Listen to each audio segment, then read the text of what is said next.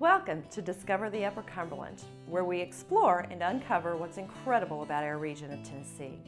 I'm your guide, Celeste Flatt Bennett. We love to explore the Upper Cumberland for unique stories that will not only entertain you, but enrich your life as well. In this next story, we hope that enrichment will come as inspiration. Larry Stafford of the Free State area in Jackson County faced a life-changing situation that would bring fear, depression, and defeat to most of us: blindness. Instead of letting his disability steal the joy from his life, he found a creative outlet, hidden deep inside, that brings joy not only to himself, but to all of those around him and those who see his work.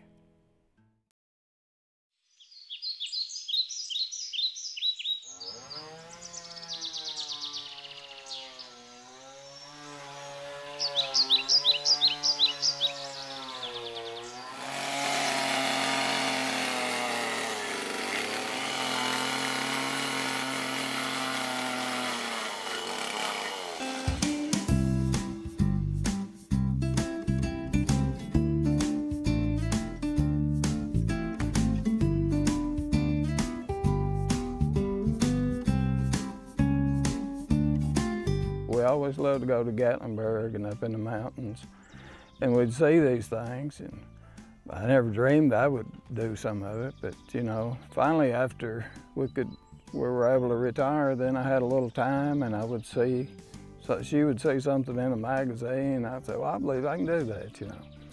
So, you know, it just went from there. You just got to try. You don't know what you can do until you try.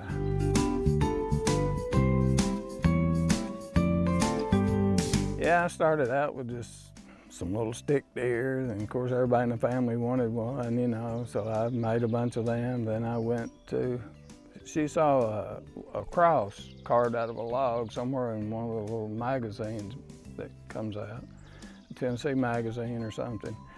And I saw that and I thought, I believe I could do that. So I did that, and one thing led to another. I get these ideas and I just got to go try it. You just got to be able to see what's in there, and you take a piece of wood, you got to let it be what it wants to be. Sometimes you can't just force it, you just go with it and see how it turns out. It's hard to have a plan or a diagram or a picture. You can take a picture, gives you some ideas, but each piece is different.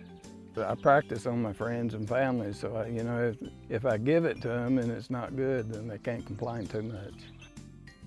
But you know, I wouldn't mind selling a piece or two to help me support, because a lot of this stuff you use is expensive, and if I could just kind of support my habit, you know, that would be good.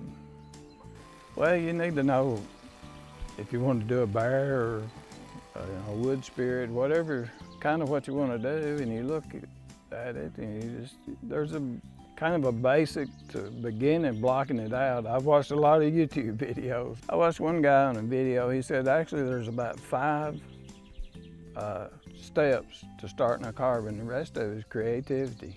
You get it, you know, you got to see what's in there.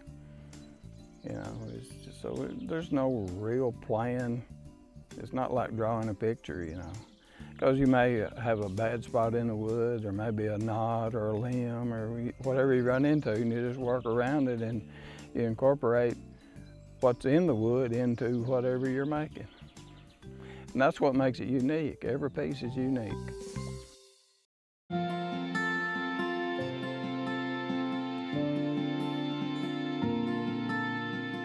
I guess it was somewhere around the late 80s.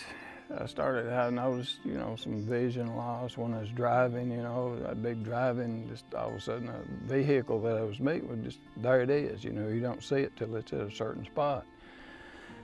So I started going to doctors everywhere, and none of them could diagnose what it was, because it was not really common. And I went to a doctor. He was the first one that diagnosed what I had as uveitis, which is an inflammatory disease of the back of the retina. And there's not a lot they knew about it or a lot they could do about it. You take cortisone injections in the eye, you know, to keep the inflammation down. And they always told me, you know, it'll kind of run its course and eventually it'll burn itself out. But the key is not to lose all your vision during that time. Well, they say I can count fingers at 6 feet, you know, the eye chart, if you're familiar with the eye chart, the big E is 2400. I haven't been able to see that in several years. But you know, you just do what you can. I think anybody that has any kind of medical issues, you probably go through some things, you know, denial, depression, whatever, but you got to come out of that. And until you do that, go through it and come out on the other side, then you're able to do some things. Just always look around, you know, there's somebody. We're very fortunate to be able to do what we do. I'm slow at it. I have to cut a little, stop and look, then I cut a little more, you know. I can't look while I can look while I'm cutting, but not at details, you know. So it causes me to make a lot of mistakes, but one thing about chainsaw carving versus any other woodworking, it's a lot more forgiving, and you know, you can cover up your mistakes a lot easier. I enjoy every day, you know, and we don't know what we can do until we try. And you know, I would encourage anybody, especially people that have some sort of disability, don't give up on yourself. You know, try, you never know.